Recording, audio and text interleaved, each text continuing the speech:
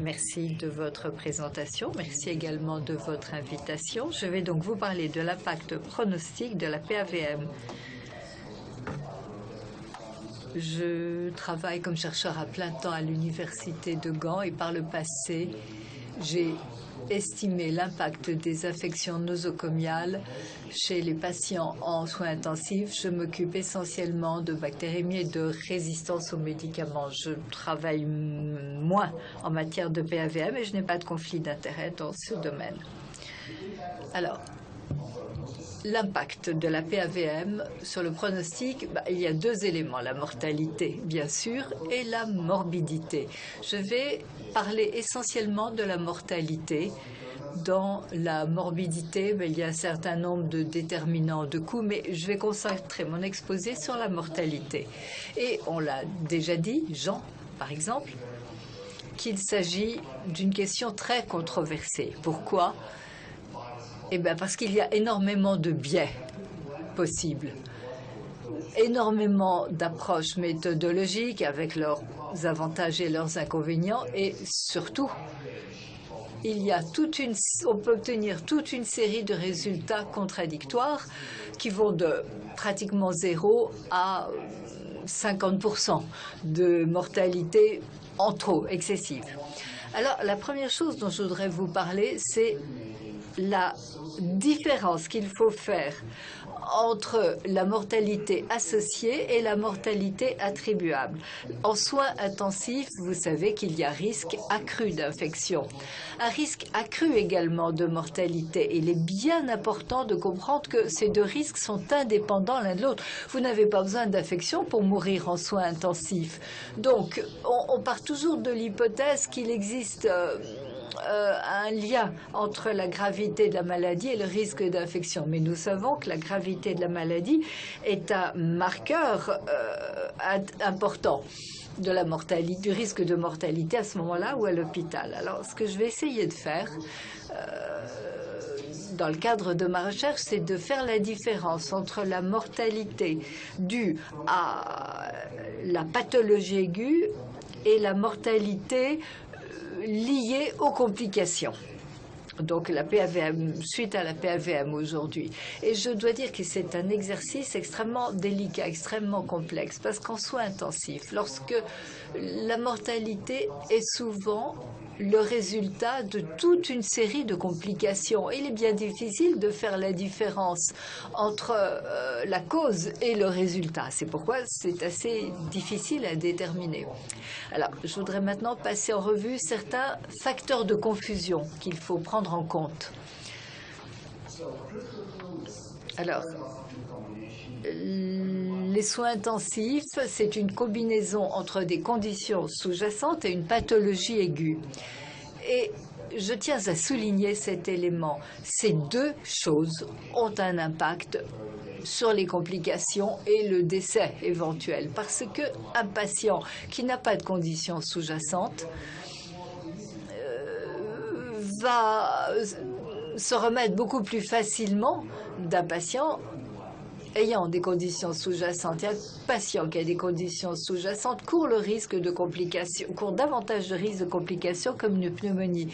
Donc, il n'y a pas simplement la question de la pathologie aiguë, mais il y a la question des maladies sous-jacentes. Alors, nous, chercheurs, avons souvent résumé la gravité en fonction d'un système de classement de la gravité des maladies. C'est le score APACH2. C'est plus qu'un score, à vrai dire, qui donne des points, qui attribue des points également aux conditions sous-jacentes. Et il y a beaucoup de gens qui oublient cela. Le score devrait être lié au diagnostic qui est lié à l'admission en soins intensifs. Parce que quand vous avez un score de 15 pour un patient qui a été admis pour un traumatisme crânien, n'a rien à voir, enfin ne peut pas être comparé au score d'un patient qui est admis pour arrêt cardiaque. Donc le diagnostic lors de l'admission est aussi important que le reste si vous voulez calculer votre risque de mortalité. Et si il faut donc ajuster en fonction des conditions sous-jacentes et de la gravité de la maladie. Alors, est-ce que la gravité de la maladie affecte la mortalité attribuable à la PAVM? Ben oui, bien sûr. Mais la plupart d'entre vous pourraient imaginer que l'impact sera plus grave pour ceux qui sont très malades lors de l'admission. Mais ce n'est pas forcément le cas.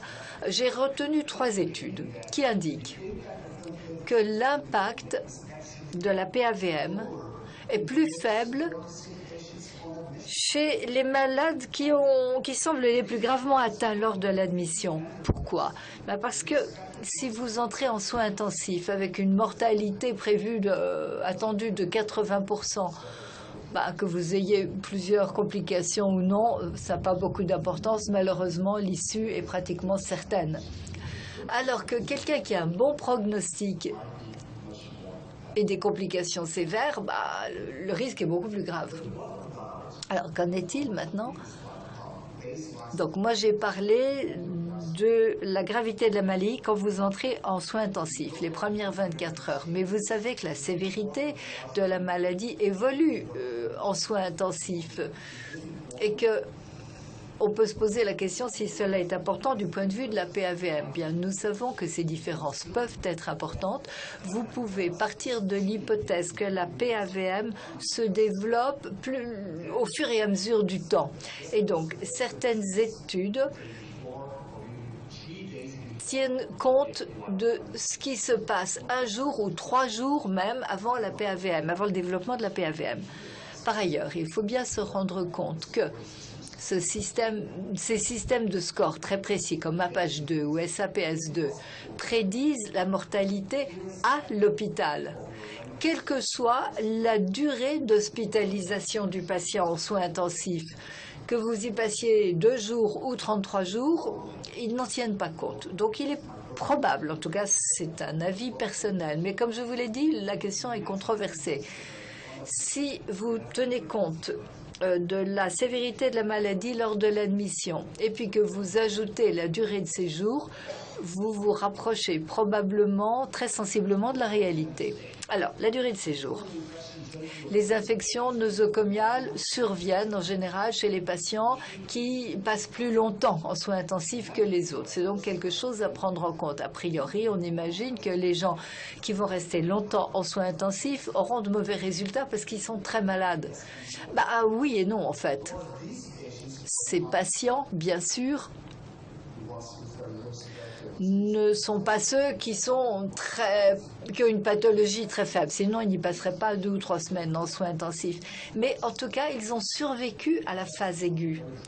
Et c'est là l'une des questions délicates, parce que cela correspond à ce que nous appelons le biais de survie. Et voilà une étude que je voudrais vous montrer, étude importante, qui illustre merveilleusement bien le risque de biais de survie. Alors, c'est une étude dans un centre unique, soins intensifs à Gand. On prend les patients ventilés pendant plus de 2 jours. C'est la population sur laquelle vous vous concentrez. Et vous voyez que, en fait, la mortalité, elle est de 20% chez les malades souffrant de PAVM, de 31% chez les malades sans PAVM. Mais quand vous entrez un peu dans les détails de cette cohorte, en VAPM, il y avait plus de traumatisme, ce qui est compréhensible. La durée de séjour est plus longue. Et là, il y a davantage d'immunosuppression et une durée de séjour plus courte. Heureusement, et je vous montrerai une étude tout à l'heure, après ajustement pour tenir compte des différences de cohorte, les différences ne sont plus aussi significatives. Mais cela vous montre bien à quel point c'est complexe et délicat. Bien sûr, c'est idiot de dire ce que je viens de vous dire, mais parfois les apparences sont trompeuses.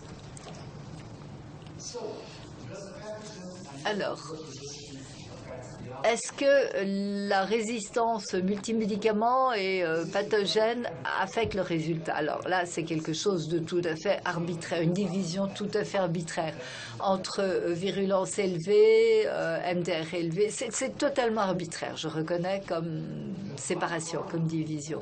La virulence élevée des pathogènes est liée à l'impact pathophysiologique de l'affection, alors que la résistance aux médicaments a un impact sur les chances d'avoir une thérapie antimicrobienne empirique appropriée. C'est important parce que nous savons que plus il y a de MDR, plus vous avez de chances de ne pas trouver le bon pathogène, ce qui a un impact sur vos chances de survie. Donc la question c'est, faut tenir compte des thérapies empiriques inappropriées dans notre recherche, dans les questions que nous nous posons.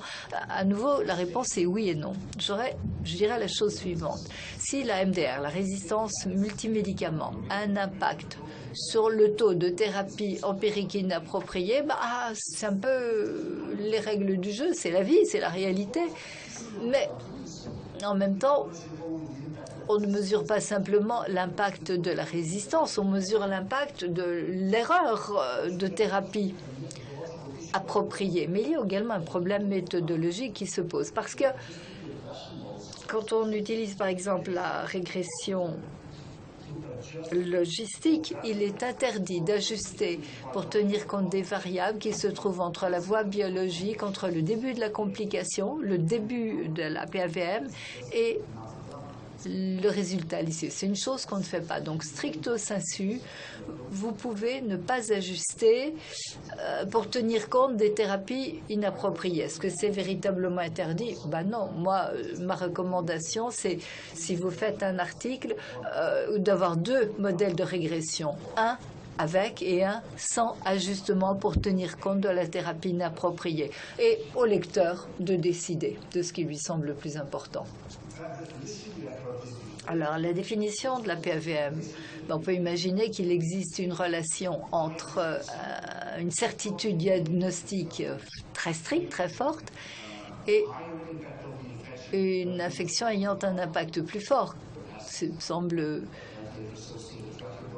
par exemple, plutôt qu'une trachéobronchite, une PAVM liée à une trachéobronchite. Vous connaissez les prouvés, possibles, impossibles. Ceci, il est toujours clair que la mortalité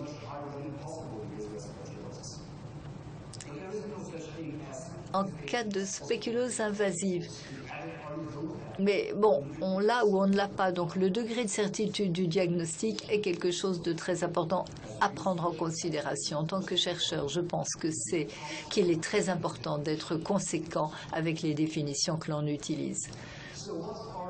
Donc, quelles sont les approches méthodologiques? Alors, je vais me concentrer sur deux choses principales, les études de cohorte et les études de cohorte comparées, à parier. Les études de cohorte peuvent être prospectives, c'est préférable, ou rétrospectives.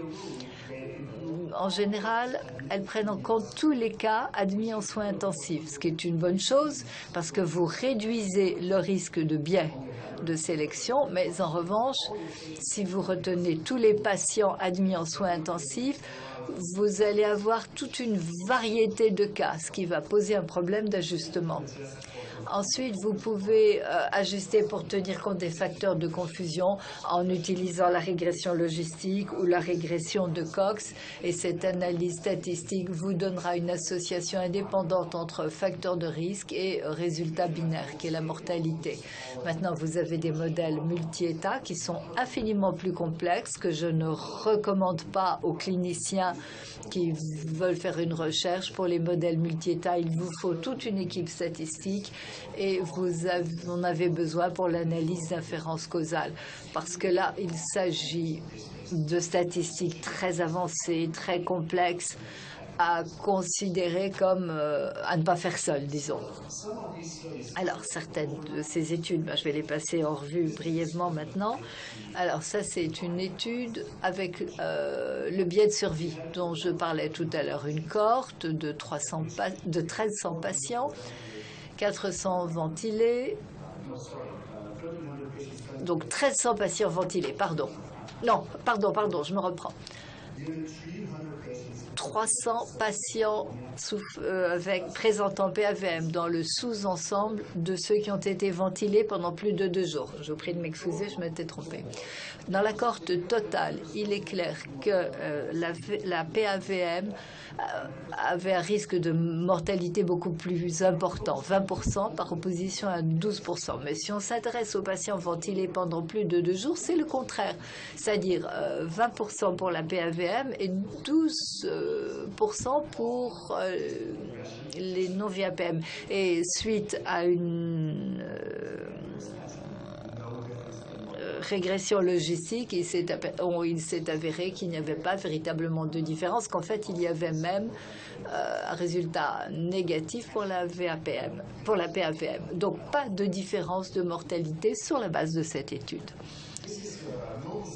Alors là, une étude multicentre, ce sont 12 centres de soins intensifs, 2873 patients sous ventilation mécanique, 434 patients en PAVM, mortalité observée 27%, par opposition à 19%, en utilisant 2 approches différentes pour estimer l'impact de la PAVM. Ils ont utilisé d'abord un modèle de déshabilité progressive multi-état, et on ne peut pas dire que ce qu'il en est, parce ces patients sont entrés comme patients non PAVM. Mais au bout de quelques jours, certains la développent, pas d'autres. Et ce genre de statistique a l'intérêt de prendre en compte cet élément. Alors, la mortalité attribuable à la PAVM est de 8% dans le cadre de cette étude. Et ce qui est intéressant, c'est que ce genre de statistique vous montre qu'il y a une différence d'impact dans le temps. Regardez là, ceux qui développent une PAVM très tôt, pour cela, il n'y a pas d'impact de l'infection, alors qu'on a un impact de 10% chez les patients qui développent une PAVM plus tardivement. Alors, toujours pour la même cohorte, ces chercheurs ont appliqué un modèle de régression logistique conditionnelle sur une cohorte appariée. On a comparé des patients sous PAVM et des patients sans PAVM. Et là, on a trouvé une mortalité attribuable de 10% avec une variation très importante, avec un intervalle de confiance entre 6 et 25%, et ils sont parvenus à la conclusion que ce genre de modèle de régression logistique conditionnelle sur patients comparés attribuait peut-être trop d'importance, trop d'impact à la PAVM, et il semble donc que le modèle multi-état soit plus proche de la réalité, donne des résultats plus proches de la réalité. Ils ont fait également une analyse de sensibilité. L'impact de la PAVM étant plus fort chez les patients opérés et ceux ayant des scores SAPS-2 intermédiaires, donc les patients pas très très malades. Et l'impact de la PAVM n'a pas augmenté chez les patients non opérés, ceux ayant des scores SAPS élevés, et pas d'impact non plus d'une résistance de haut niveau à Staphylococcus aureus ou à l'autre. Donc, voilà une étude maintenant qui a donné lieu à beaucoup de controverses. C'est un projet français. On a étudié plus de 4000 patients PAVM, avec une PAVM chez 15% d'entre eux. Ce sont des statistiques très avancées. C'est une analyse de risque de survie concurrent en considérant alors c'est une approche de modélisation structurelle marginale qui ajuste la sévérité de la maladie évoluant dans le temps. C'est donc une cohorte extrêmement détaillée et les chercheurs ont pu suivre la gravité de la maladie depuis le début jusqu'au développement, depuis l'admission jusqu'au développement ou non d'ailleurs de la PAVM. Et ce qu'il apparaît dans cette étude, c'est que la fraction attribuable à la population de la mortalité en soins intensifs n'était que de 4% après 30 jours et de pratiquement 6% au bout de 60 jours. 6% de toute la mortalité en soins intensifs. Ce n'est pas la mortalité attribuable. Alors, si vous établissez un lien entre ce chiffre et la mortalité totale qui est de 23%, ben, vous arrivez à une mortalité attribuable qui se situe entre 1 et 1,5%. Très, très difficile, donc. Et notez bien que ces chercheurs ont pris en compte l'impact du traitement antibiotique approprié qui fait une différence de moins de 1%. Donc, ce sont des résultats extrêmement difficiles. Je ne prétends pas que ce soit faux, mais je dis que ce n'est pas très facile de savoir que faire face à ces résultats. Alors, qu'en est-il aux cohortes appariées? Donc là, il s'agit d'études rétrospectives et on compare des cas exposés à des témoins non exposés. Le principe de base d'une cohorte appariée, c'est que les cas et les témoins doivent courir un risque équivalent de développer une PAVM et de mortalité. Donc, ce qui est très important, c'est les critères de comparaison, les critères d'appariement des patients. Et moi, je pense qu'il faut les apparier sur le diagnostic principal qui a donné lieu à l'admission en soins intensifs. Sinon, vous pouvez utiliser chirurgie ou non, opération ou non, mais si par exemple un patient est admis pour une condition bien particulière, comparez-le également à un autre patient. Si c'est quelqu'un qui a été admis pour un traumatisme crânien, prenez un contrôle qui a un traumatisme crânien. Quelqu'un qui a des saignements intestinaux, même chose.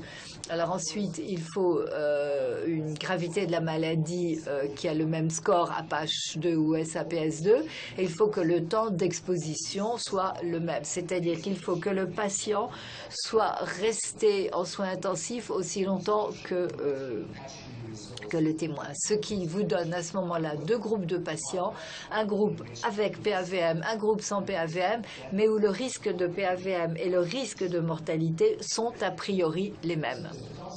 Alors, c'est le concept de base.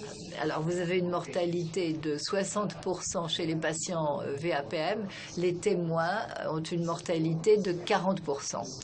Ce 40%, c'est ce qu'on entend par mortalité due à la sévérité de la maladie ou à la pathologie aiguë, et 60%, c'est ce que vous appelez la mortalité attribuable, parce qu'il n'y a pas d'autre moyen d'expliquer cette différence autrement. Mais vous ne pouvez le faire que si vous avez apparié de façon très, très précise patients et témoins.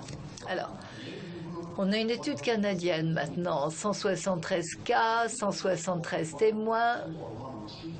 Alors, vous pouvez avoir un cas et jusqu'à 3 témoins pour le même cas. On a pris en compte le temps d'exposition, le score APH2, plus ou moins 4 points, ce qui est déjà énorme à mon sens. Statut médical ou opéré, ce que je déconseille personnellement. Je pense qu'il faut aller beaucoup plus loin dans les détails si l'on peut. Et on a trouvé dans ce cas une mortalité attribuable de 5,8%, ce qui n'est pas statistiquement significatif. Ils ont trouvé une différence significative entre les malades opérés et non. Chez les malades non opérés, 33%, par rapport aux malades témoins, 20%. Alors, j'ai retenu cette étude. C'est une étude qui tient compte, qui prend compte une pneumonie provoquée par un staphylocoque doré résistant à l'oxyline traité au glycopeptide.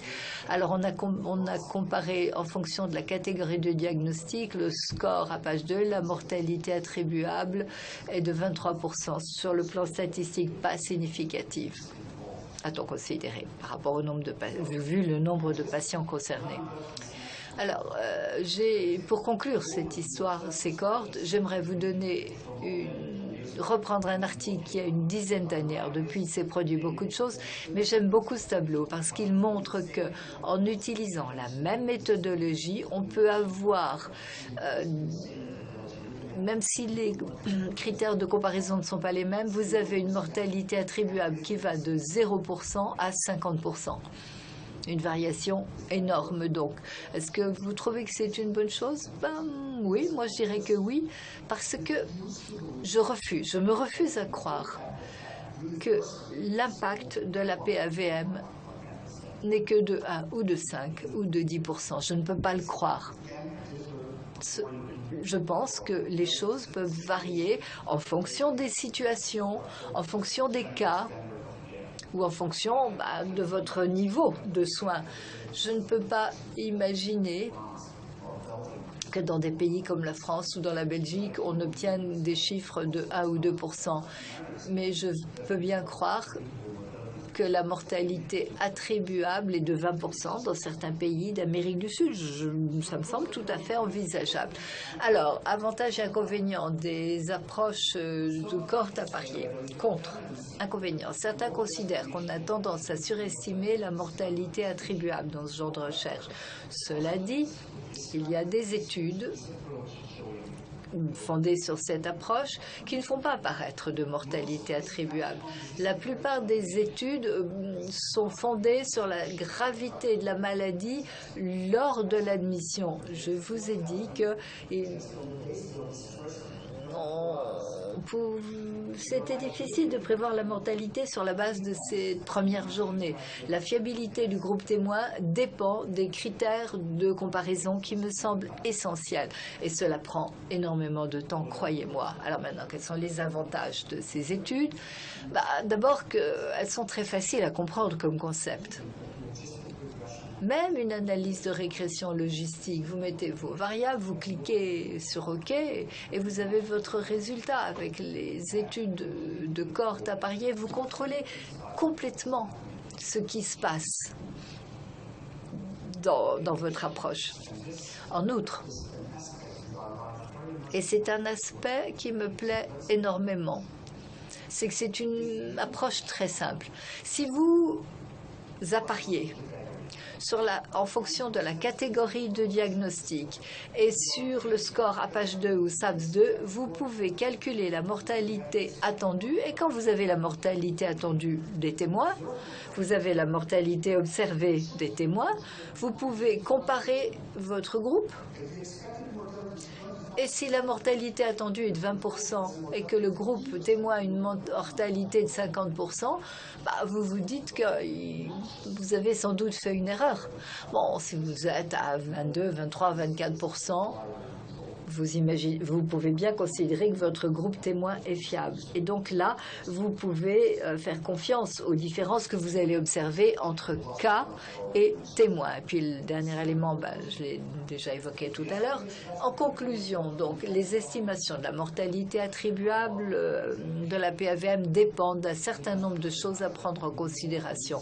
Il faut reconnaître que récemment, grâce à des statistiques beaucoup plus avancées, on a tendance à donner un impact moindre de la PAVM. Cela dit, une étude n'est pas une étude qui couvre toutes les situations. Je me refuse à le croire et je pense que dans certaines unités de soins intensifs, cela peut être important. Par ailleurs, il faut bien voir qu'au fur et à mesure que la médecine avance, l'impact des infections sévères peut être moindre que ce qu'il était il y a 10 ans ou 15 ans. Nous avons fait énormément de progrès au cours des dernières années pour le traitement des infections sévères. Donc ma recommandation générale sera que même si la mortalité attribuable n'est que de 1%, continuez à investir en prévention et essayez d'optimiser votre antibiothérapie. Merci de votre présentation. Merci également